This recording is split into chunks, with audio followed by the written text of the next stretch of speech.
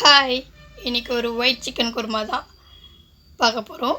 எப்படி செய்யலாம் பார்க்கலாமா? இது இட்லி, தோசை, சப்பாத்தி, பூரி இதுக்கெல்லாம் டேஸ்ட்டு சூப்பராக இருக்கும். வாங்க எப்படி செய்யலாம் பார்க்கலாம். இப்போ ஒரு மிக்ஸி ஜாரில் தேங்காய் பத்தை, 10 முந்திரி,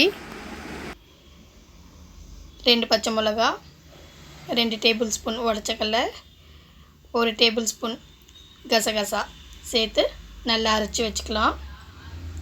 இப்போ இந்த பேஸ்ட்டை தனியாக எடுத்து வச்சுக்கலாம்.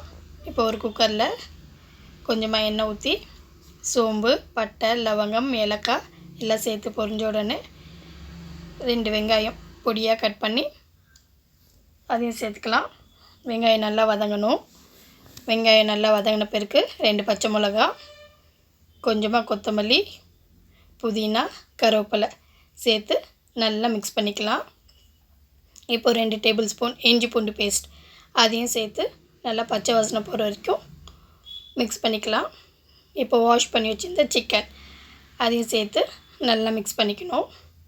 நல்லா மிக்ஸ் ஆனோடனே தேவையான அளவுக்கு உப்பு அதையும் சேர்த்து நல்லா மிக்ஸ் பண்ணிக்கலாம். இப்போது நம்ம அரைச்சி வச்சுருந்த தேங்காய் பேஸ்ட் அதோடு சேர்த்து நல்லா மிக்ஸ் பண்ணிக்கலாம். இது நல்லா சிக்கனோடு நல்லா மிக்ஸ் ஆகணும் இந்த தேங்காய் பேஸ்ட்டு.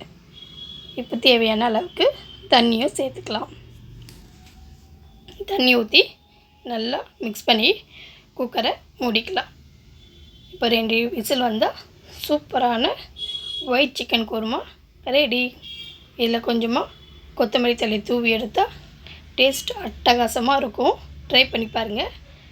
பாய்.